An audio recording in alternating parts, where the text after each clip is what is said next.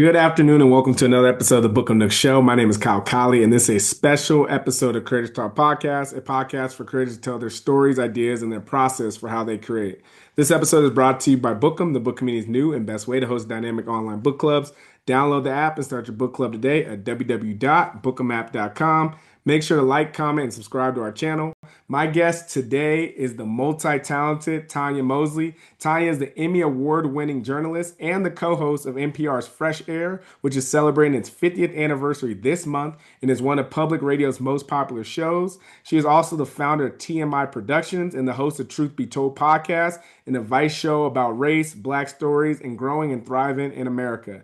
TMI also produced the incredible limited series, She Has a Name, which tells a very personal and family mystery. She is a journalist, a podcaster, a conversationalist, a mother, a Detroit native, and a master storyteller. Tonya, welcome to the Creators Talk Podcast. Thank you, Kyle. I'm really happy to be here. And I love this. Gosh, what an introduction. I love you added mother to that. That is, people don't usually add that there, but that's really special. It's the most important job I have. So thank you. I do want to kind of start in present time. What are a piece of art, stories, film, TV this year that has really spoken to you and has moved you as a storyteller? Oh, gosh. This one is kind of a hard one because I consume so much, so many books and television shows and podcasts and everything like that. And so it's really hard for me to pinpoint one that really stuck with me, but I'll say that the stories that really held me this year were stories that were around grief and triumph. You know, so many people post COVID have now decided that we want to process all that we've gone through, and not just through the times through COVID, but what COVID revealed to us about death and grief. And so in light of all that's happening in the world, in light of the continual grief that we continue to experience, to be able to have open conversations about it and also consume art that really steps into it in ways that we haven't heard before or seen before, it's been really, it's been such a powerful year for me. So I know I did not answer by giving you specific titles, but it's because every single one I, take in inspires me. Yeah, it's interesting you said that. I'm reading a book called Zell. I forget, it's by Morgan Jerkins. And, Yes, I know this book. Yes, and yes. what you're saying, a lot of it has to do with, first of all, it's a story about a family. I know it's a little bit off topic, but it's a family that ends up, it's right after the Civil War. So there's like a diaspora of different people. I mean, there's a lot of different things going on in the world. They're separated. It's like a romance story, but it's like generation after generation, how like grief continues to play out. And when you're talking, that story kind of was like very similar. So I think you might enjoy that book because it's a really powerful moment in time. And the way she is able to write this story, I was incredibly impressed. I'll tell you, since you told me a title, which I'm gonna check that out. But I don't know if you've seen Ramel Ross's movie Nickel Boys, Oh which yeah. was based off of Whitehead's book. Uh, that just blew my mind. Mhm. The storytelling devices and the themes of that movie, it's a must see. It's like nothing like I've ever seen before in telling that story about boys who underwent like tremendous, it's just like trauma at a boys' home. And then there's another one, Dying for Sex, which is on Hulu, and it's a limited series, and it's about a true story about this woman who's dying of cancer and just decides towards the end of her life to really live life. And one of those things that she decides to do is to really be liberated in her sex life. And like telling the story in that way, there are lots of stories that get to this topic about death and dying, but like the liberation of saying, if you only have a certain number of days or months to live, if you only have, I have a friend who talks about, he has counted, he has 17 more summers before he reaches that age when men typically die in their 70s. And I'm like, okay, when you put it like that, I mean, why aren't we seizing the things that make life worth living? No, that's powerful. I love to hear it. And like I said, the Nickel Boys, I watched that. The cinematography is amazing as Yes, well. right? Can you talk a little bit about growing up in Detroit? And you started from like cutting newspapers and rewriting articles and reading Mitch Albom books. For people that are big fans of readers on this podcast, you'll know that's the author of Tuesday with Maury. When did you first fall in love with storytelling? And is there any like book or anything that stood out to you back then? Oh, okay. I love this question. I'm going to get to Mitch, but the thing that first comes to mind for me is that my very first storyteller was my mother. She is just so great at getting action, reflection, stakes in her stories, and is just natural. She's just telling me about her life. And so the first 9 years of my life, it was just the two of us. And we lived in her childhood home. My grandparents had moved to a new home, and we lived in that home. And one of my most vivid memories, it felt like it happened all the time, but the summers, I would take my bath at night and then put on my pajamas, and then we go sit on the front porch. And the coolness of the heat has gone down by the end of the day, and it's so cool and nice on the porch. And she would tell me these stories about growing up, and she was so vivid in her storytelling. And since we lived in the same house that she grew up in, I could see the world, that she was talking about. You mentioned Mitch Albom, and he's been hugely influential to me because he was the first journalist that I had ever encountered that used all of the mediums to tell stories. So he had his weekly column where he covered sports, but he also told the deep, like 30 for 30 type stories about these sports figures. And I just love seeing all of the background stories of those folks and where they came from, and just like these really wonderful, powerful stories. And then he had a local TV segment. And then he had his own radio show. And then, as you mentioned, he also wrote books. And so seeing him do that, it also felt natural to me. Like, of course, sometimes the story dictates the medium, and to be able to weave in and out of it based on what the story requires and needs to really tell the story, that was pretty powerful for me, and set in motion what I wanted to do for my career. And then a book that was really powerful to me, there are two of them. I don't know if you've heard of The Black or the Berry by Wallace Thurman. It's a 1920s book, so it goes way back, but the themes are timeless.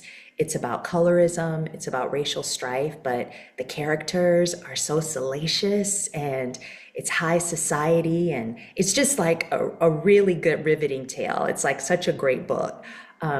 And then there's this book, Makes Me Want to Holler by Nathan McCall. He was a former Washington Post reporter. And it was about his life going through juvenile detention as a young man, his brush with the law, but coming of age as a Black man in America. It is, have you read it? I haven't read either one of those. I have to check it Okay, out. like this one is a must read. I loved it so much. I remember I was about 16 when I don't know if a teacher had us read it. I don't even know how I encountered it, but I was such a big fan. At the end of that, I gave it to my mom, and my mom wasn't a very big reader at that time, but she was so taken by it that she started a book club with her friends. And to this day, I mean, it's over 30 years, they still meet. That book club is 30 years old, and it started from that book, Makes Me Want to Holler by Nathan McCall. No, that's wonderful. First on the book club, as you know, we are big book club people over here. And Yes. two, like even when you're talking about Mitch Albom, that's when I learned about like because I used to watch ESPN a lot, so I remember the sports reporters being on. I thought that was a really dynamic show, even though it was far fetched compared to everything else that was on ESPN at the time. And it would come on like Saturday or Sunday mornings, and it's like it usually was just a different conversation. The Mhm. other part with your family. And it kind of goes into what I was thinking about too, is like what makes Detroit such an enriching place to, develop as a journalist, as a storyteller, and just being around those type of stories that you were talking about, like with your mom. Man, I love my city. I rep my city so hard. I think everybody reps their city, but if you've met people from Detroit, you know that, like, by and large, people from Detroit rep their city hard. It's a quintessential American city. It embodies both the promise and struggle of our country. So I was raised during the 80s and 90s, and that was during great turmoil and great change. The automotive industry was divesting from the city. That was the foundation of what made it prosperous. You know, at one time, Detroit had the largest population of Black homeowners in all of the country. And in the 1960s, it was considered a model city because it had such a high home ownership, and it was a beautiful city and it was prosperous. I came after that. I came as it was all falling apart, and crack cocaine epidemic was also really big during that time. And so I kept seeing like the disparity though between how the media covered the city, which all the stuff that they covered, I mean, it was happening, the crime, the death, like the violence. But I wasn't seeing the things that I saw in my everyday life, the community, the love, the unbelievable stories of triumph. Quite honestly, like it was kind of amazing. And I would never see those stories, or I would see them, but they were little quick hits on the news, little feel good things that were at the end of a show. And I think for me at a very young age, I just realized like, here's the story and the narrative that's being told about us. And then here's the real story I'm experiencing in my everyday life. And how can I fit in to offer connective tissue so we understand it in a more holistic way? Because Detroiters, I mean, if you talk to any Detroiter, I think they will also feel like they're misunderstood. And that's in part because of the media. So that was a real foundation setter for me. Yeah, and so when you're in those moments, so when you're pulling back that layer and just thinking about from, from a storyteller lens, how are you kind of processing and thinking like, okay, this is the story I want to tell, and how are you kind of working back from that? Are you looking for a through line, or kind of like what is your when you're walking through that story or that journalism lens or even investigative work, what are you kind of hoping to get like at each moment to like make it work as you're telling these stories? That's a really interesting question because I'll first say in the beginning, when I really realized I love to tell stories, I don't remember a time where I didn't love it. I first started writing fiction in elementary school just because I love to write stories. But I think before I got to that, the structure and the mechanisms for telling the who, what, when, where, why, how stuff, and why is this important? Why is it interesting? I just followed my own curiosities, the things that I wanted to know more answers about, the the stuff that I just knew in my heart were really interesting things, and maybe I could spin that yarn a little bit more, you know. Um, the first 5 to 10 years, though, of my career was just about reps. It was just about learning the craft, learning how to do journalism. And so I didn't really have a voice in those beginning years because I was just, I was just learning how to tell story, how to do, like how to call people, how to get them to talk to me, how to show up and be open and ask questions. And those formative years were hugely important to me and me finding my voice. Um, and, I think, Kyle, that's such an interesting question because I think that I've been doing it for so long that, um, I think I use the term action, reflection, and stakes to talk about the ways that my mom could tell stories to me.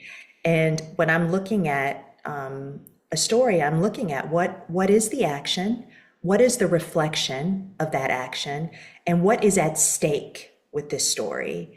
And almost all really great stories have huge stakes, whether they're for the individual or for the larger population. And I think that's kind of my metric in trying to figure out if that is a journalistic story and also really like a narrative story to tell too.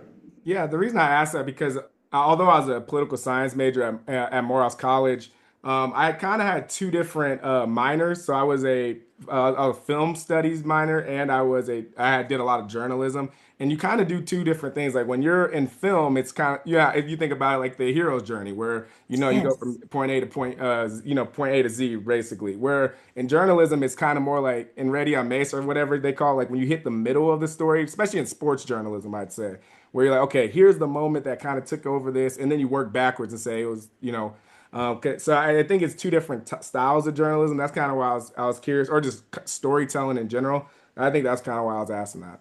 Yeah, I mean, it's a very, you're absolutely right.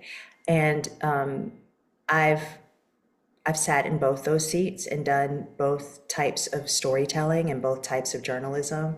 I'll tell you, I started off in television. My first on camera my on-camera reporting was in Fort Wayne, Indiana, at the NBC station, and I would do 2 stories a day and 2 live shots a day, 5 days a week. And my beat was crime in court. So I'd get up at 5 a.m.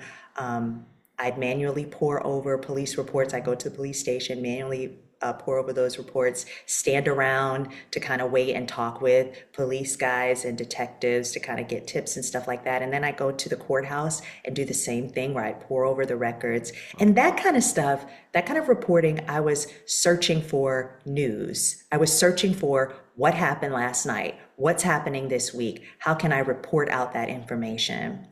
And as I started to deepen my narrative storytelling, I really understood, though, that those things have to be fused together to get to the hearts and minds of people. So information is good, it's important. I find crime reporting pretty problematic, and I see some of the ways that I was complicit and the ways that we used to report on crime.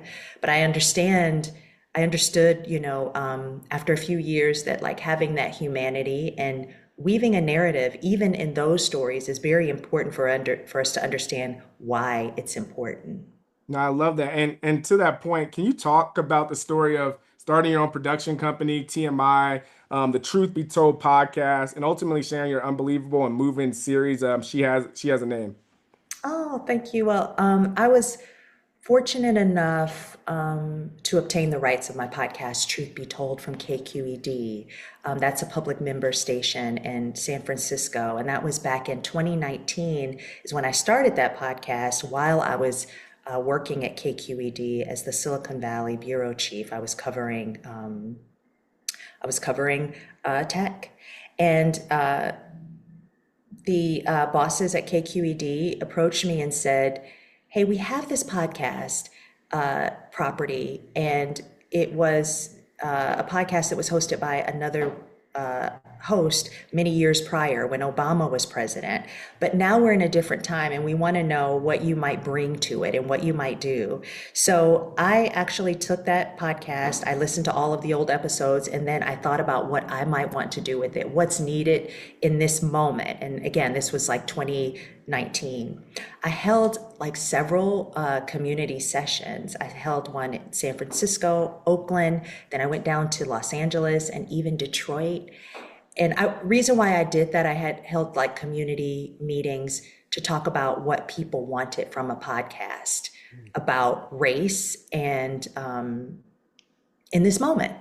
And I got so much information that I like used that information to inform what the podcast would be about. And over the last few years, we've experimented with straight interviews, narratives, first person storytelling, investigative work. It's an audience that's primarily dedicated to Black women who want to dig deeper and find meaning and new ways of being.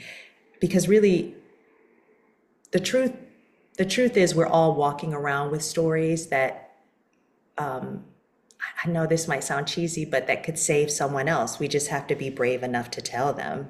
And so I've used this platform because I understand, going back to when I was a child, and I saw the way my community was portrayed.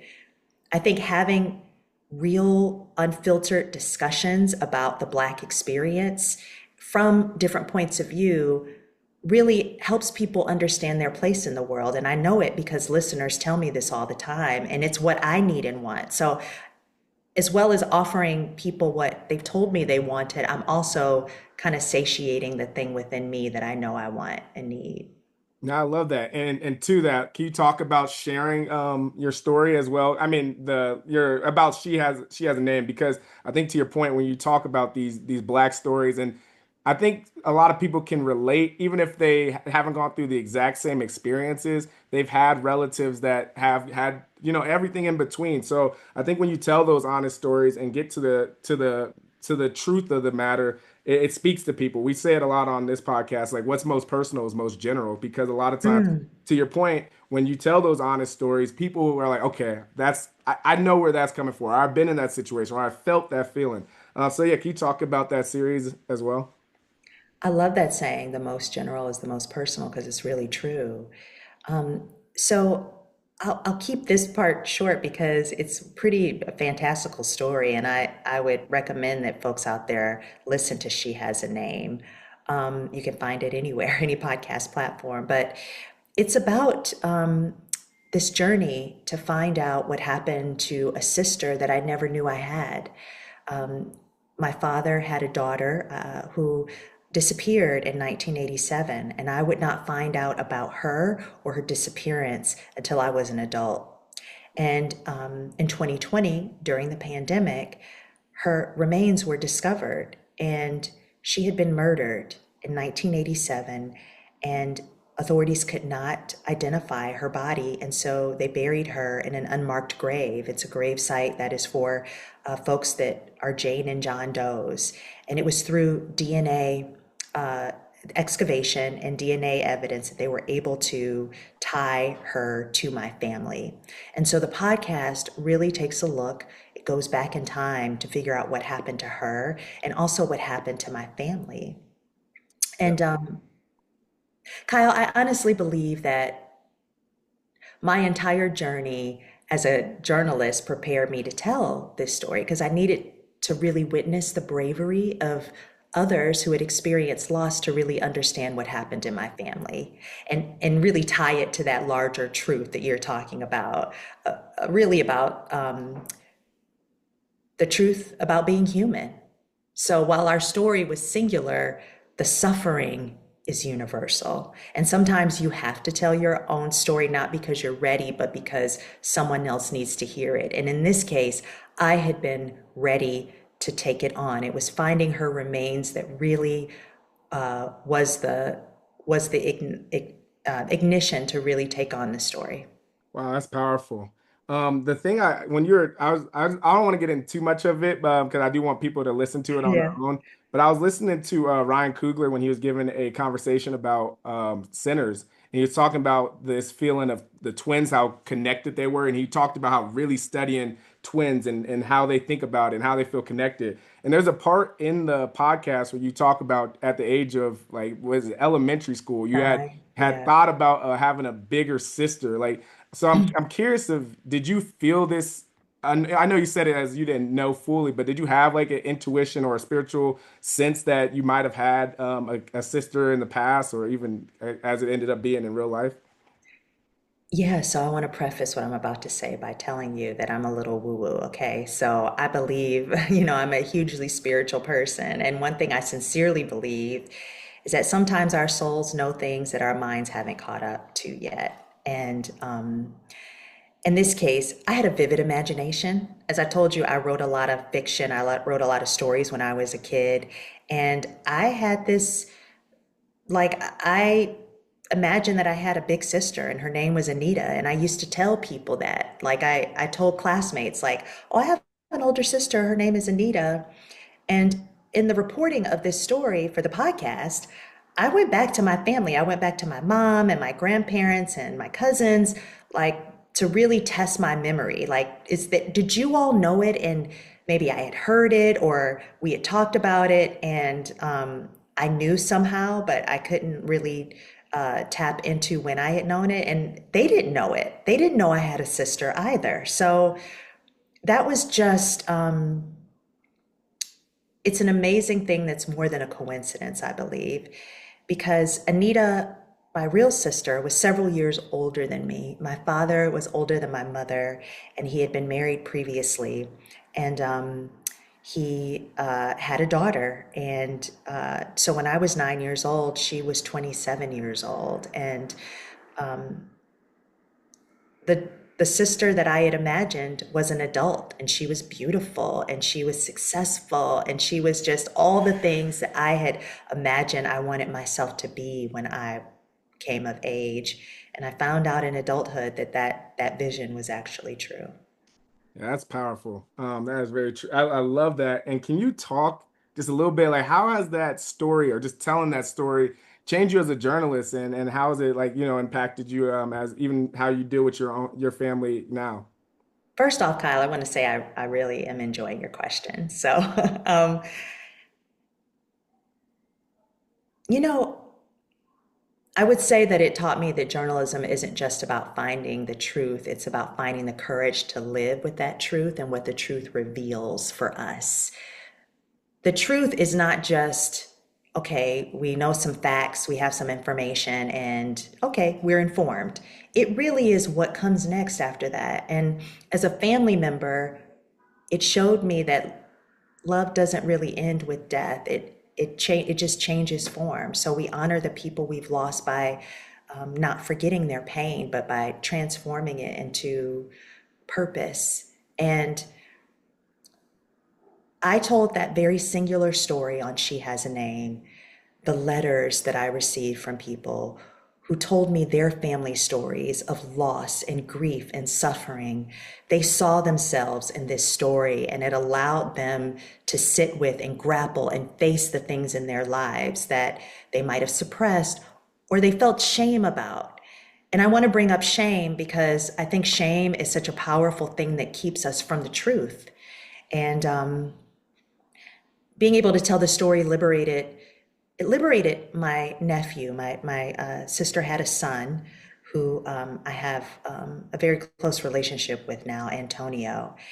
He had been spending his entire life trying to find his mother. Antonio is the one who found me. And that's how we started this journey of telling this story. And so I really think he's the bravest person I know. And he actually is the one who lives and breathes this thing that I'm trying to say about living your truth, you know?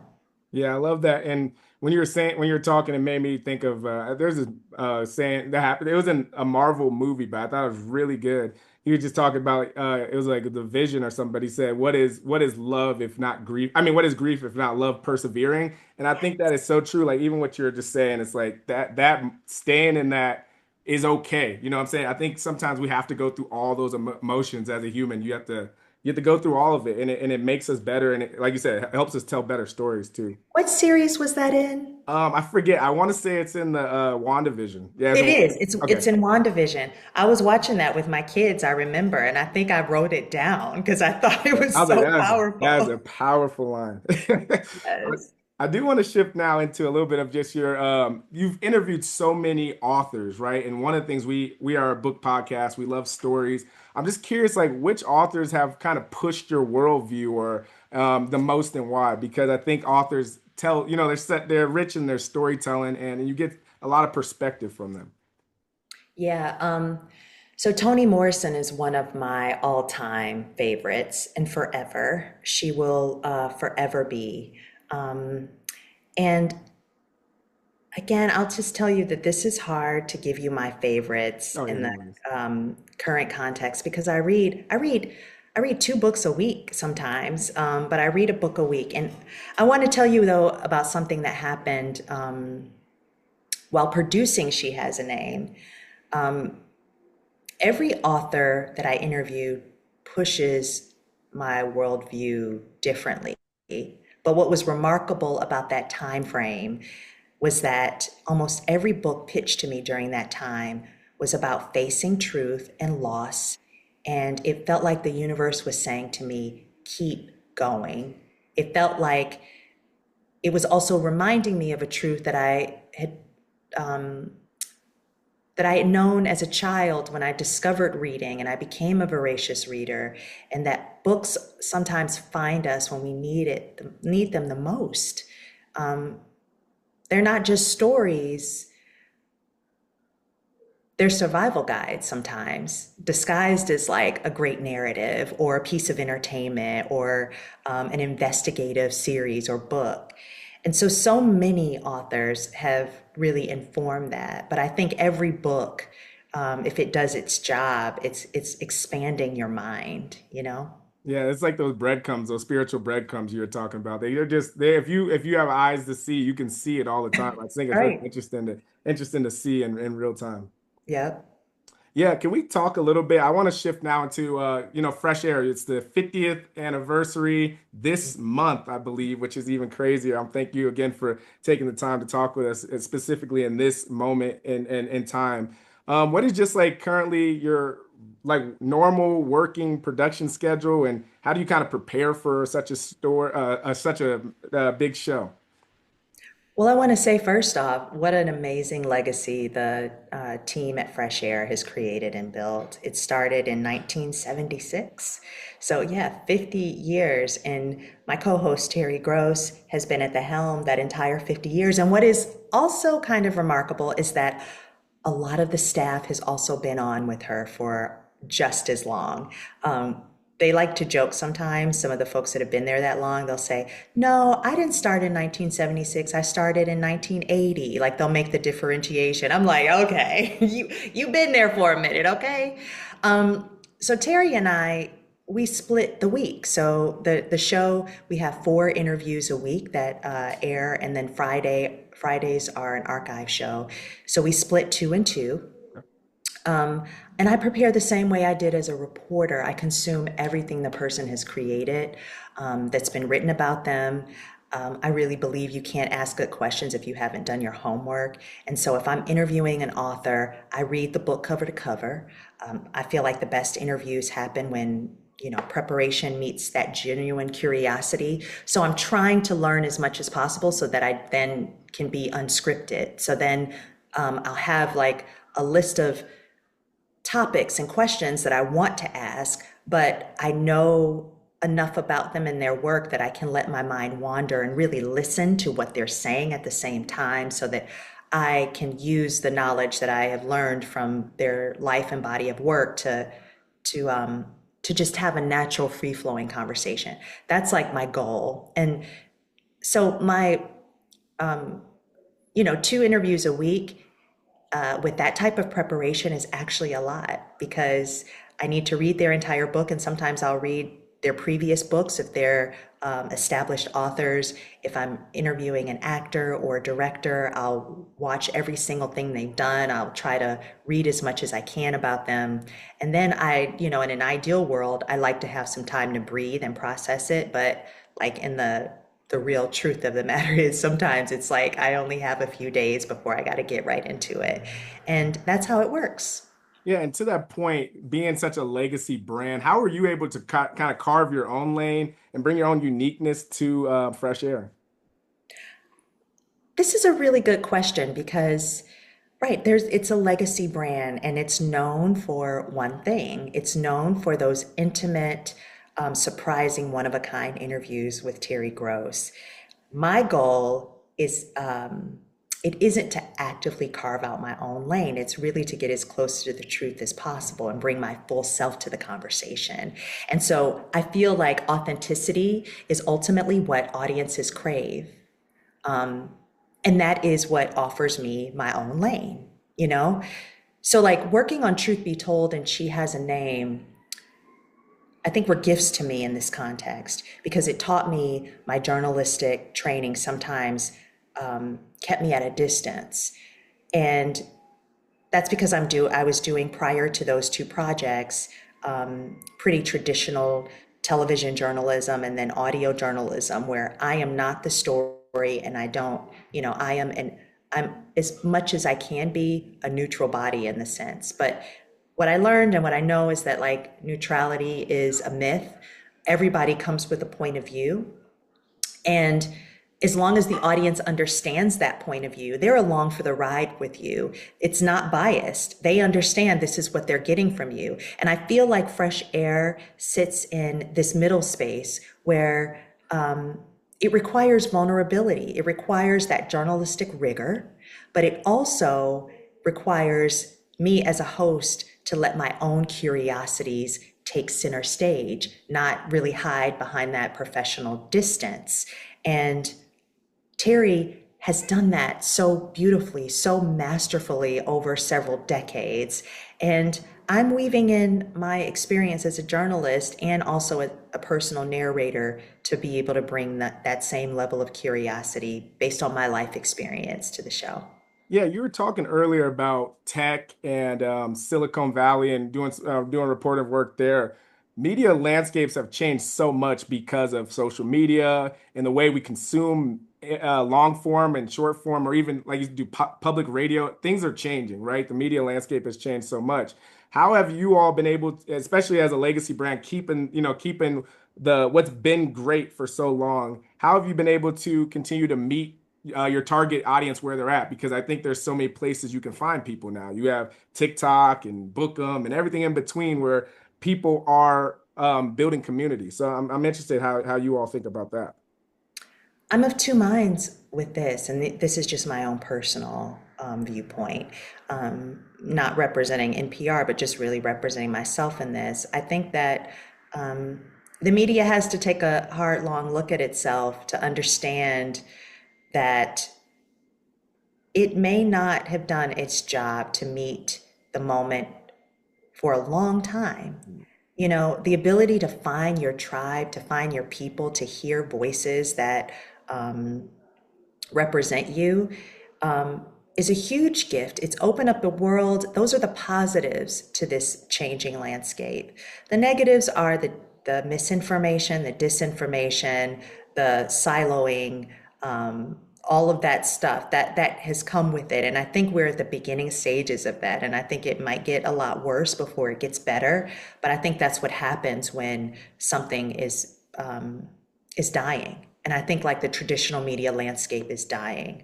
I'm particularly focused on reaching beyond the NPR ecosystem because I'll give you an example. When I go home to Detroit, huge swaths of people have no idea what NPR is. Like, and that's a massive failure. You know, people laugh at that, but it's a massive failure because NPR stands for National Public Radio, heavy on the public. And so if we're truly public media, we should represent everyone and be available where everyone actually listens. So my focus with this show is to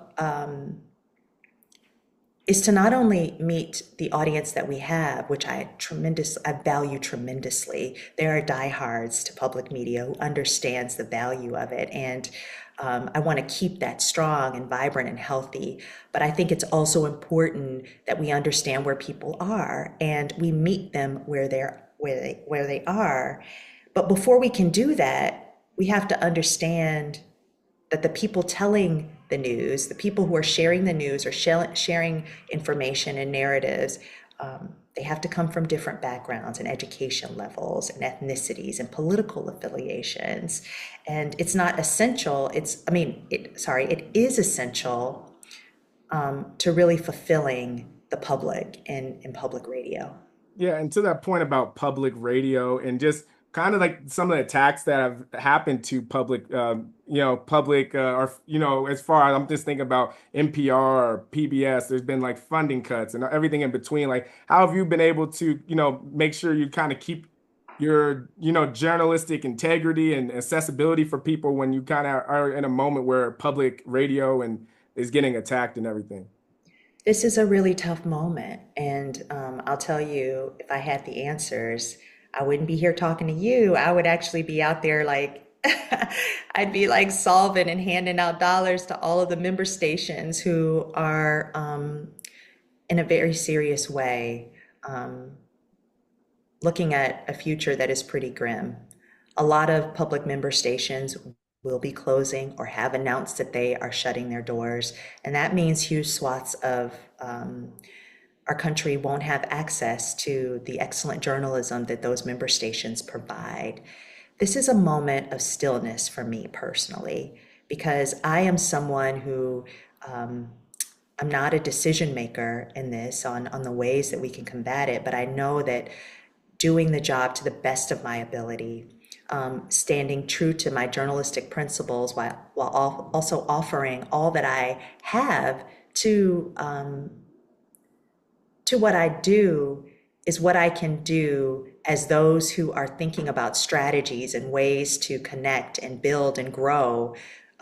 They need to have a product to build people's trust on. And so that is my part. That's my piece of the puzzle. And that's how I'm thinking about it. Yeah, and especially since we're in a noisy world and just a lot of misinformation, kind of like what you're talking about earlier. How do you think people should, build their media literacy, I guess, in that sense? Because I feel like there's so much being thrown at us. How have you thought about that and being a place where people can have a good understanding of what's going on? Because like I said, I think there's so much. You'll read something on like I said, you'll read on something on, like, say, Twitter or something, and the moment later, you're like, oh, wait, that's not true. And then it's getting fact checked. And I just think media literacy is just not, I wouldn't say it's deteriorating, but it's just like it's changing and evolving. So I'm curious how you've thought about that as well. I mean, I'm really big on discernment. We have to have discernment. We have to have research skills. We also have to keep up with technology. And that requires, if you're not someone like you and I who are constantly reading and constantly searching because you're interviewing people, it's something that it's a muscle that you have to build. And even for someone like me, my kids, I feel like I have good strong discernment, and I can look at something and tell if it's fake or not. I always, like, I'll see an article and I'll say, okay, let me do some research if this is right or not. What is this publication? What, it looks legit, but let me dig deeper. But when it comes to AI stuff, like, I've shown my kids things and they will say, Mom, that's AI. And like right away, they could like look at it within a second. And so that made me realize that's actually a gift. It made me realize, okay, I think I know, but even I can be tricked. And so we're in a really interesting time where you can't take anything for face value. You've got to be extremely discerning and skeptical. And quite honestly, you should be skeptical of all media. You should be skeptical of NPR. You should be skeptical of the New York Times. You should be reading with discernment and asking yourself questions as you're reading it. I also think that time off the internet interacting with real people is so important. I have made it my mission this is new, so this has just happened in the last few months, to have at least 3 in-person interactions around activities and civic engagement each week. And I push myself, even if I'm tired at the end of the day, I'm going to go do those things so that I can interact with people, because you can't understand humanity from behind a screen. It does make us feel connected, but it's a false connection. It's not really true. And I want to amend that.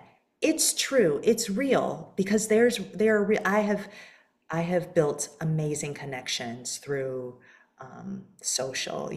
I consider many people that I've never met friends because of how often we interact with each other. But there's nothing like you understanding yourself outside of your bubble than being out in the world. I felt most connected to the truth when I was out in the field every day as a reporter, because I was talking to people of different backgrounds and having civil discussions. It just taught me that real literacy starts with real human connection. No, I was gonna say there's a big push for going back and touching grass, as people say, and Right. we're in a Yeah. very analog too. As much as things are changing so quickly, and like you said, AI and digital media is changing so much, there's also this very strong pushback to just be like analog and be in person and have these community moments and being around people just to have interesting conversations where you agree or disagree. I think both is okay, depending on as long as there's a level of respect against each other. I think that's always powerful as well. Mm-hmm. Yes. Yeah, last question on media, because I do think there is something that's changing fundamentally too, is when you think about, I think more broadly about people like Akai Sanat or like when we talk about streamers, right? And then you think about podcasters, and some of the biggest podcasts in the world aren't necessarily journalists. So I'm curious of like how you've seen that change and kind of that broadcast, because I think now people will. The reason I bring up someone like Kai Sanat, he recently was like he'll talk about he'll talk about music, but then he's like, okay, I'm not a critic, right? So I think there's a level of a lot of podcasters where they're like, hey, I'm a podcaster, but I'm not a journalist. So I'm curious of how you actually doing both in those spaces. Have you thought about that part of things? Mm, that's really interesting. I consume a lot of folks who give information and are entertaining to watch or listen to, who are very clear that they're not journalists, but they're giving their opinion and their thoughts. And they open up my worldview sometimes. I think that is just the reality that we live in. And um, right now, we're living in a free country that allows people to express themselves, and that's hugely important. I'm trying to think about, I'm thinking about your question because, um,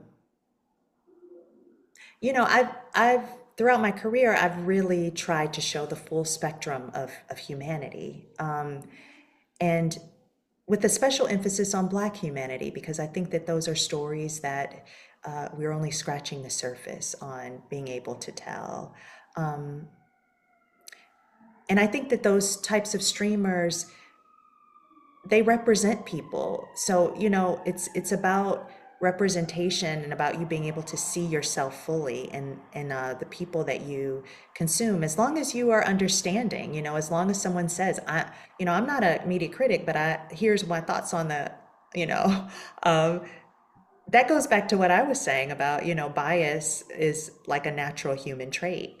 And as long as people understand where you're coming from, they can understand how to distill what you're putting forward.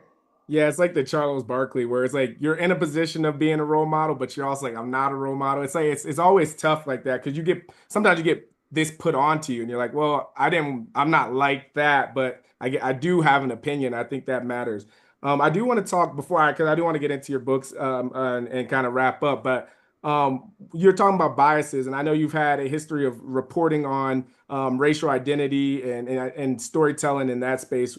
How have you tried to combat, these identities or perceptions that people put onto stories throughout your career? Because again, a lot of the stories you tell are based in Black American stories. So, as you kind of reported and what you've seen, how have you been able to combat that throughout your career? I'll say early in my career, I felt like my role was um, to show the other side of the humanity of Black people. And so even when I was telling a straightforward news story, I was always trying to um, find experts who were diverse, not just Black, but of other ethnicities and races. I was always trying to find people of different genders and age ranges so that I could really show the full tapestry. So, in a soft way, you see an expert who is a mature Black man. You're not always seeing him in the context, a Black man in the context of a crime suspect. You're seeing them in different contexts. These were really important things that I was doing early in my career. Um, and then there was a point where I realized, like, the stories we tell about people become the stories people tell about themselves. And that's something that I've just been thinking about, when I think about what shaped me based on the media that I consumed as a child. um, it really sets a narrative for how you see yourself and your people. Um, and so I've tried to show the full spectrum of Black humanity, not just our trauma, but our joy and the complexity. Um, and I think that's important for all. It's the responsibility. It should be one of the oaths of a journalist. It should be some sort of oath you take if you decide to graduate from journalism school, or however you get into the industry. Because that's not a thing really anymore. I mean, journalism school is, but people come from all walks of life, and that's important. Um, and I also want to say it's a job and a profession that comes with experience. And so, to your point about talking about others who might not be quote unquote journalists, you do that. You talk to people. You learn the tenets of journalism. You are a journalist. I believe that. One of the things that frustrates me the most is how narratives catch fire. And so I I hate to see this. It happens in every news cycle where there will be a narrative that's spun right off the top, and then you will see like other news publications pick that up.